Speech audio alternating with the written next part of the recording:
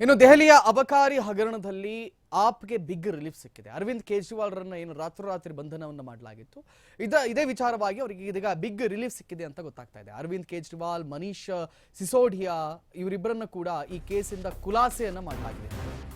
ಒಂದು ಮಹತ್ತರ ಬೆಳವಣಿಗೆ ಇತ್ತು. ದೆಹಲಿ ಅಬಕಾರಿ ಹಗರಣದಲ್ಲಿ ಆಪ್ಗೆ ಬಿಗ್ ರಿಲೀಫ್ ಸಿಕ್ಕಿದೆ. ಅರವಿಂದ್ ಕೇಜ್ರಿವಾಲ್ ಮತ್ತು ಮನೀಶ್ ಸಿಸೋಡಿಯಾ ಅವರನ್ನ ಖುಲಾಸೆ ಮಾಡಲಾಗಿದೆ. ಇನ್ನು ಅಬಕಾರಿ ಪ್ರಕರಣದಿಂದ ಇಬ್ಬರು ಕಳಂಕ ಮುಕ್ತರಾಗಿದ್ದಾರೆ. ದೆಹಲಿ ಹೈಕೋರ್ಟ್ ಮಹತ್ವದ ಆದೇಶವನ್ನು ನೀಡಿದೆ.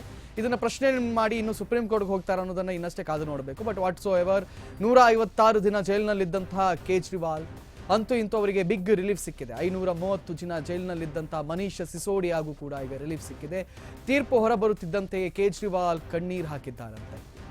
ನನ್ನನ್ನು ಸುಖಾಸುಮ್ಮನೆ ಇಷ್ಟು ದಿನ ಜೈಲಲ್ಲಿ ಇರಿಸಿದ್ರು ಅಂತ ಕೇಜ್ರಿವಾಲ್ ಕಣ್ಣೀರು ಹಾಕಿದ್ದಾರೆ.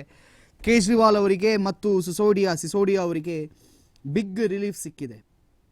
ನೋಡಿ, ರಾತ್ರೋರಾತ್ರಿ ಅವರ ಮನೆಗೆ ತೆರಳಿ ಸುಮಾರು 10-11 ಬಾರಿ ನೋಟಿಸನ್ನು ಜಾರಿ ಮಾಡಿದ್ರು ಕೇಜ್ರಿವಾಲ್ರವರಿಗೆ ಇದೇ ವಿಚಾರವಾಗಿ. ಆದರೆ ಕೇಜ್ರಿವಾಲ್ ಯಾವುದಕ್ಕೂ ಸ್ಪಂದಿಸ್ತಾ ಇಲ್ಲ ಎಂಬ ಕಾರಣಕ್ಕೆ ರಾತ್ರೋರಾತ್ರಿ ಅವರ ಮನೆಗೆ ರೈಡ್ ಮಾಡಿ ಅವರನ್ನು ಅರೆಸ್ಟ್ ಮಾಡಲಾಯಿತು. ಆ ಬಳಿಕ ಅವರಿಗೆ ನ್ಯಾಯಾಂಗ ಬಂಧನವೂ ಕೂಡ ಆಯಿತು. ಸುಮಾರು 150 ದಿನಗಳೇನೋ ಅವರು ಜೈಲಲ್ಲಿದ್ದರಲ್ಲ, ಇದೀಗ ಅವರಿಗೆ 156 ದಿನ, ಇದೀಗ ಅವರಿಗೆ ಬಿಗ್ ರಿಲೀಫ್ ಸಿಕ್ಕಿದೆ. ಇನ್ನು ಮನೀಶ್ ಸಿಸೋಡಿಯಾ ಕೂಡ ಇದೇ ಕೇಸಲ್ಲಿ 530 ದಿನ ಜೈಲಲ್ಲಿದ್ದರು. ಅವರಿಬ್ಬರನ್ನ ಕೂಡ ಖುಲಾಸೆ ಮಾಡಿಬಿಡಲಾಗಿದೆ ಅಂತ. ಈ ಖುಲಾಸೆ ಮಾಡುವಷ್ಟರ ಮಟ್ಟಿಗೆ ಹಂಗಾದ್ರೆ ಏನು ದಾಖಲೆಗಳಿಲ್ಲ ಅಂತ ಆದರೆ ಅದು ಹೆಂಗೆ ರೆಡ್ ಹ್ಯಾಂಡ್ ಆಗಿ ಅರೆಸ್ಟ್ ಮಾಡಿದ್ರು ಅಂತ.